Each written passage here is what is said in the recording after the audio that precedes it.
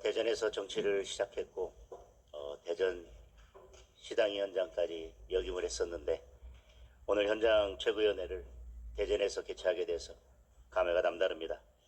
최근 올해 대전의 주민등록 인구가 12년 만에 증가세로 돌아섰다는 반가운 소식을 들었습니다. 특히 전입 인구의 60% 이상이 2030 청년 세대라고 합니다. 대전이 일하고 결혼하고 정착해서 살고 싶은 청년 친화 도시로 거듭나는 것을 보면서 대한민국과 대전의 밝은 미래를 기대하게 됩니다. 우리 국민의힘은 대전이 더 큰 미래를 향해 도약할 수 있도록 최선을 다해서 뒷받침하겠습니다. 대전 혁신도시의 공공기관 2차 이전이 조속히 확정되고 공공기관 2차 이전에서 대전과 충남이 우선적으로 배려될 수 있도록 최선을 다하겠습니다.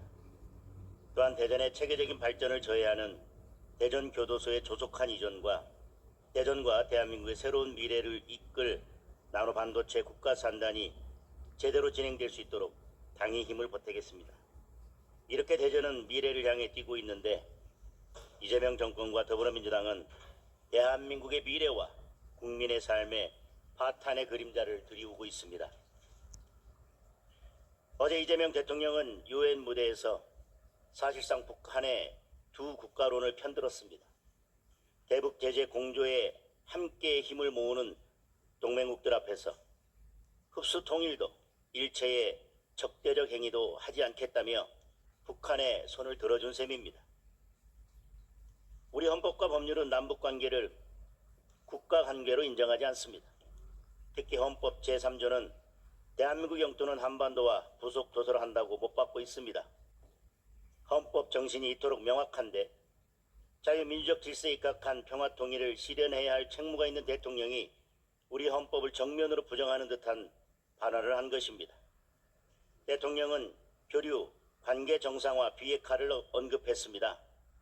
북한과 친하게 지내겠다는 말만 잔뜩 있고 북한의 위협으로부터 국가와 국민의 안전을 지키겠다는 말은 없었습니다.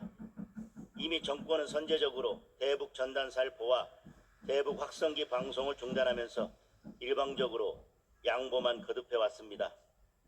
북한이 원하는 바를 다 들어주었는데도 비핵화는 절대로 있을 수 없다. 한국과 마주하지 않겠다는 북한의 입장은 1도 변하지 않았습니다. 이재명 대통령이 가겠다고 외친 길은 실패가 자명한 길임을 우리 모두가 뼈아프게 잘 알고 있습니다. 과거 정부에서 북한에 퍼주고 지원해서 얻은 것은 한반도 평화와 안정이 아니었습니다. 연평해전, 전하남 폭침, 연평도 포격전, DMZ 목함 지뢰였습니다. 서해 공무원 피살이었고 개성공단 폭파였고 북핵 고도화였습니다. 이재명 정권이 끝내고 싶은 것은 한반도 대결이 아닙니다. 우리 국민의 생명과 안전을 위기로 몰아넣고 대한민국 안보를 끝장내고 자유와 번영의 시대를 끝장내려고 하는 것입니다. 이재명 정권이 이미 온 나라를 들쑤시고 있습니다. 특검농단으로 야당 단합을 일삼고 내란 전담 재판부를 만들기 위해 반헌법적 법안을 찍어냈습니다. 대법원장 제거 공작이 만천하에 드러나자 이젠 대법원장을 청문회에 세워 사법부를 겁박하려 혈안이 되었습니다.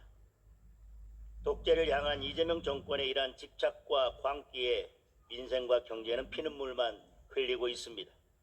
미국과 관세 협상을 제대로 마무리하지 못해 우리 기업과 경제의 부담이 눈덩이처럼 불어나고 있습니다. 유엔 무대에서 대한민국 국가 안보를 위협하는 무책임한 대북론이나 늘어놓을 때가 아닙니다. 전 국민 대청소 같은 철진한 국민 동원을 얘기할 때는 더더욱 아닙니다. 스스로 실패를 자인한 처참한 관세 협상의 뒷수습부터 해야 할 것입니다. 국민의힘은 국민 곁에서 이재명 정권의 무능한 실정과 민주주의를 위협하는 오만한 권력에 맞서 계속 싸워 나가겠습니다. 한 가지 말씀만 더 드리겠습니다.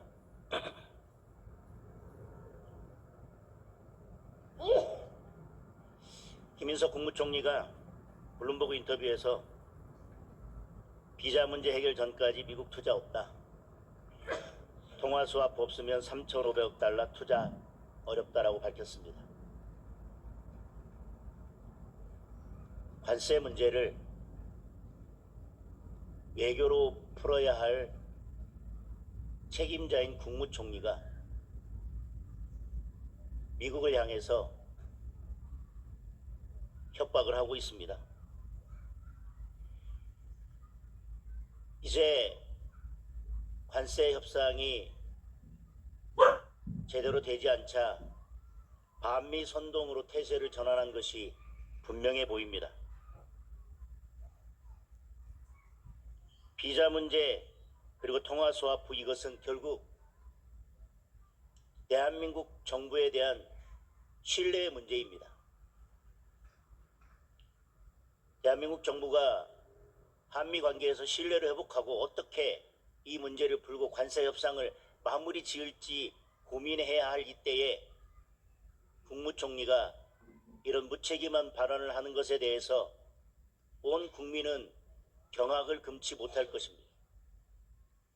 한국에 대해서는 통화 스와프를 거부했던 미국이 아르헨티나에 대해서는 먼저 통화 스와프를 제시했습니다. 이게 무엇을 의미하는 것이겠습니까?